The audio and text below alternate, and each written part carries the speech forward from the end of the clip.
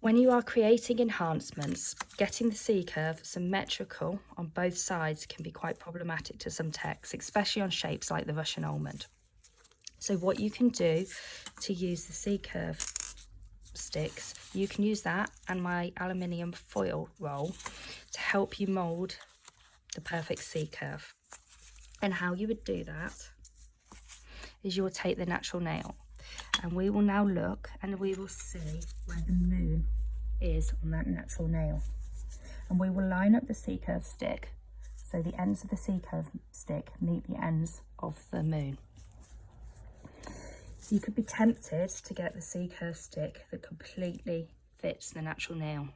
But if you remember from the previous tutorial of the gel enhancements, you need to ensure that the form is ever so slightly narrower than the natural nail, so you're not adding bulk. So this one would be too large, and what would happen is when I fit my form, it's going to flare out at this end. So we need to make sure, this is why we make sure it matches with the ends of the moon. So if we take this one, that one is a tiny bit too short. And if we look at that one, that fits perfectly in line with the ends of the moon. So this would be the perfect C-curve to mould our form round. And this is a particularly good tip for competition work because you need to ensure that you get consistency in all your C-curves, and this can help you achieve that.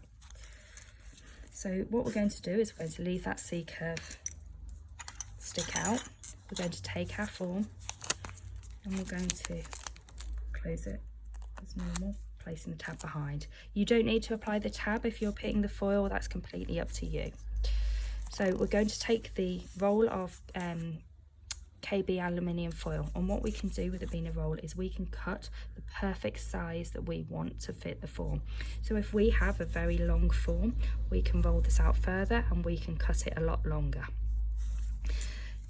You can cut it thinner, or you can cut it, we could use it wide, however you wish to then use it.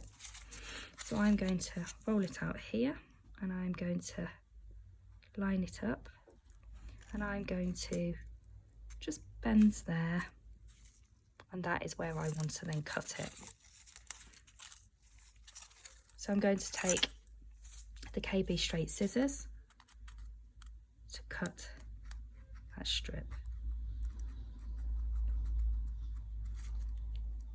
And what this aluminium foil is going to do is it's going to give your form support, and it's not going to bend out of shape as you're working on it. So we've got the piece of foil, and what happens with this foil, you can reuse it by getting it and then polishing it back out straight with your C-curve sticks, but I just prefer to throw it away and use a new piece each time.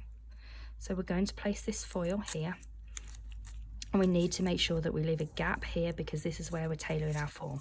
If we have the foil there, what's going to happen is it's going to leave a step, and it's going to be more tricky to cut, and it's going to potentially tear the form paper. So we'll place that there. It doesn't matter if it's sticking out over here. Okay. And we're going to undo these tabs, and we would get the C-curve stick that matched, and we will bend the form around that C-curve stick. Okay. This also helps you close the wings straight, because if you look now, that's not quite rolled around straight. So if I did those wings, they would be off. So by using this, you can wiggle with your fingers to make sure that you have got that perfectly in line with each other. And then close the wings.